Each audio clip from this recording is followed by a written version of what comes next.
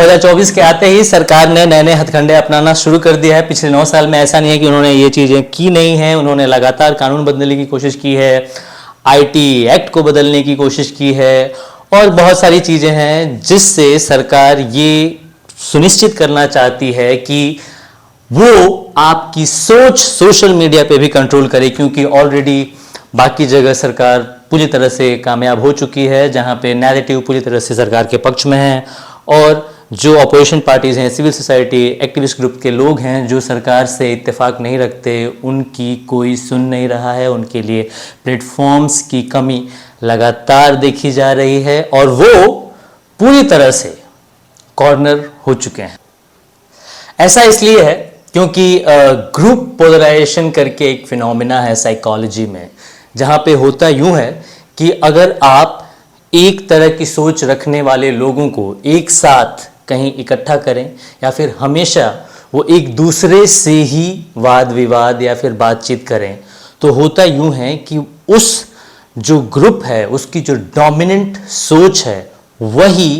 सबकी सोच हो जाती है और बहुत ही एक्सट्रीम लेवल पे चली जाती है। Is when people of like mind gather, they tend to become more extreme.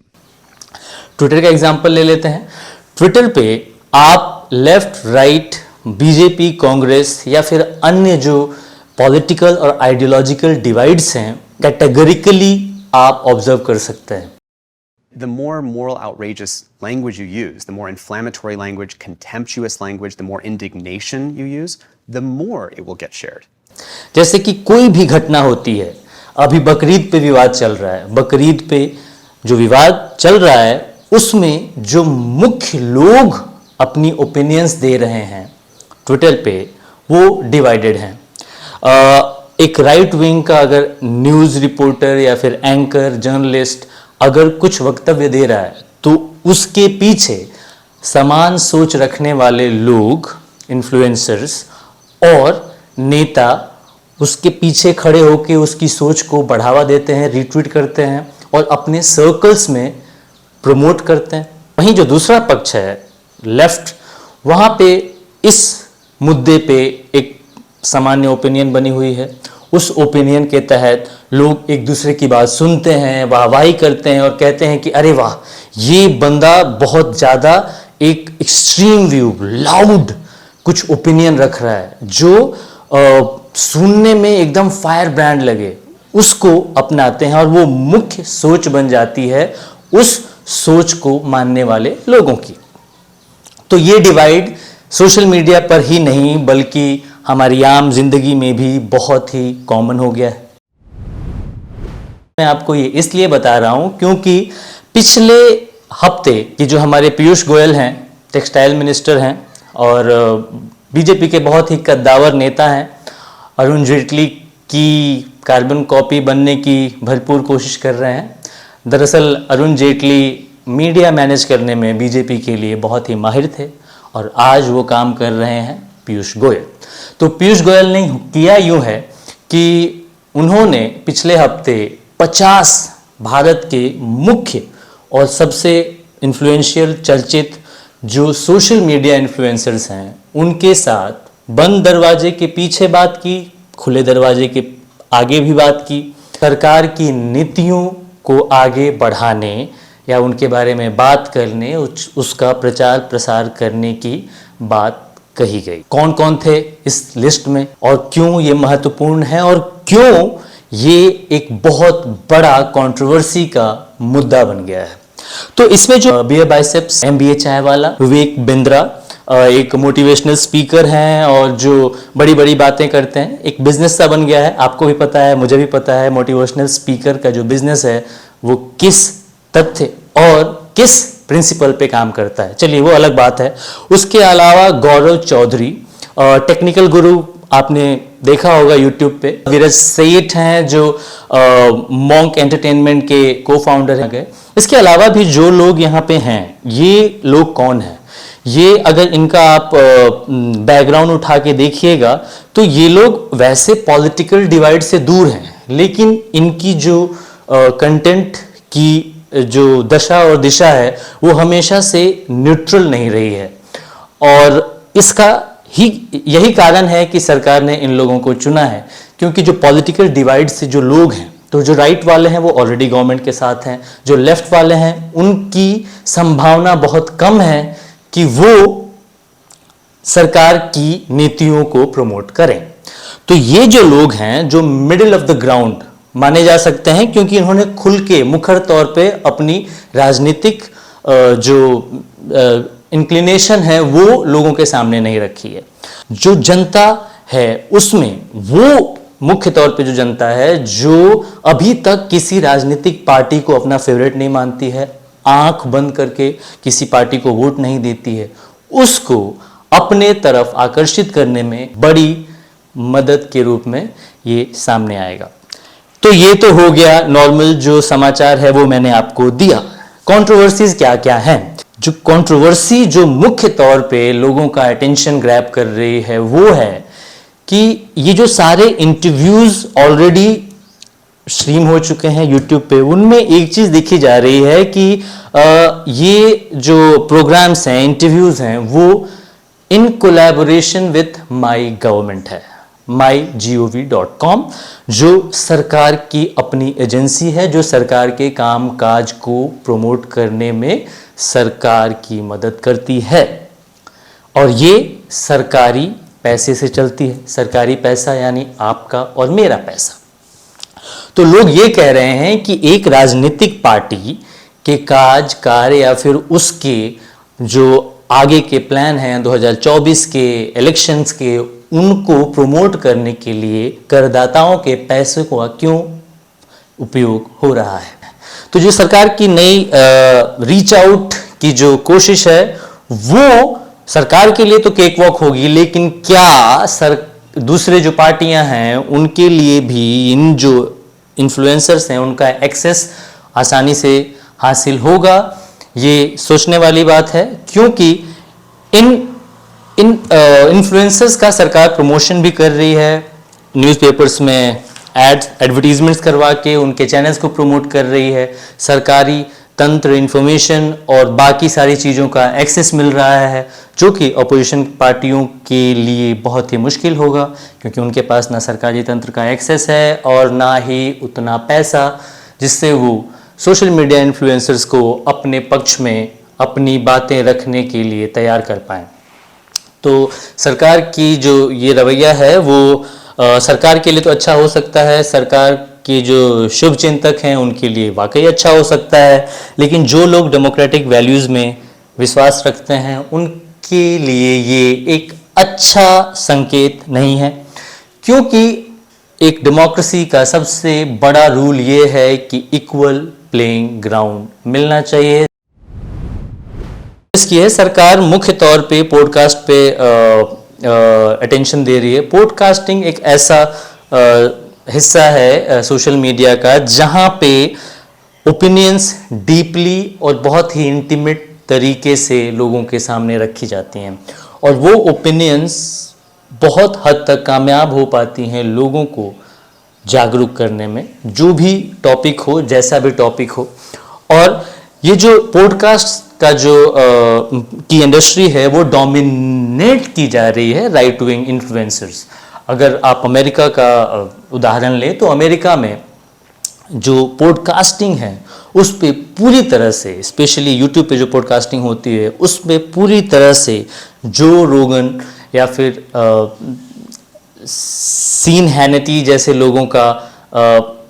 जो रोगन और सीन हैनिटी जैसे लोगों का वर्चस्व जग जाहिर है। और अगर आईट्यून्स और स्पॉटिफाई के टॉप 200 या फिर 300 जो पॉडकास्ट हैं उनकी व्याख्या की जाए तो पता चलेगा कि मुख्य तौर पे राइट विंग सोच राइट विंग के जो पॉडकास्टर्स हैं, वक्ता हैं, उनकी पॉपुलैरिटी और उनका रीच ज़्यादा है। इसी को मद्देनज़र रखते हुए सरकार ने भी इस जो लेफ्ट लिबरल जो सरकार, भारतीय सरकार ने भी ये चीज़ भांप ली है कि left liberal approach, left liberal media जो है उसका डाउनफॉल होना स्टार्ट हो गया है। हॉलीवुड में वैसे भी पॉडकास्ट हो या फिर अन्य मीडिया के हिस्से हैं, वहाँ पे इक्वल प्लेइंग ग्राउंड है, और वहाँ पे अगर लेफ्ट पॉडकास्ट कर रहा है तो राइट कर रहा है, भले ही राइट ज़्यादा पॉपुलर हो पॉडकास्टिंग में, लेकिन कल्चरल वॉर लेफ्ट जीत रहा है, चाहे वो हॉलीवुड हो, चाहे वो सिनेमा हो, चाहे वो टीवी इंडस्ट्री हो, लेफ्ट लिबरल्स का वर्चस्व है। अब भारत में ऐसा क्यों है कि सरकार बियर बाइसेप्स जैसे लोगों को महत्व दे रही है? ऐसा इसलिए है क्योंकि बियर बाइसेप्स का जो पॉडकास्ट चैनल है उसके 50 लाख से ज़्यादा फॉलोअर्स हैं, सब्सक्राइबर्स हैं, और यहाँ पे उनका जो कंटेंट है वो ऑलरेडी इंक्लाइन टुवर्ड्स राइट हो गया है। तो सरकार के लिए अपनी जो नैरेटिव है उसको यंग जनता, जो अनडिसाइडेड जनता है, जो शायद सरकार की नीतियों से खुश नहीं है, उसको इन्फ्लुएंस करने के लिए सरकार के लिए आसानी होगी। और जो इलाहाबादियाँ हैं उन्होंने पहले से ही सोशल मीडिया पे बीजेपी के जो प्रो सोच रखने वाले लोग हैं उनको बुलाया हुआ है, उनके साथ बड़े बड़े वार्तालाप किए हुए हैं। तो सरकार की मंशा जाहिर है, लेकिन चिंता की बात यह है कि डेमोक्रेटिक सेटअप में जो अपोजिशन की वॉइस है, जो राइट एक्टिविस्ट की वॉइस है और जो सिविल सोसाइटी की वॉइस है वो दबती जा रही है। उनको अपने वक्तव्य रखने के लिए प्लेटफॉर्म्स की कमी हो रही है, वो कॉर्नर हो चुके हैं।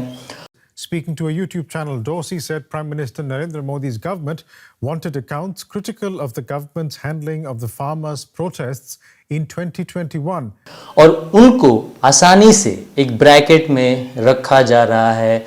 भारत सरकार या फिर जो रूलिंग इस्टेब्लिशमेंट है उसकी जो प्रोपेगेंडा मशीन का हिस्सा बन चुके उसके जो न्यूज़ चैनल्स हैं उनके द्वारा, और जो राइट विंग है जो एक अलग सिविल सोसाइटी ग्रुप क्रिएट कर रहा है वो बहुत ही फ्लरिश कर रहा है, उसको हर जगह प्लेटफॉर्म और रिप्रेजेंटेशंस मिल रहे हैं।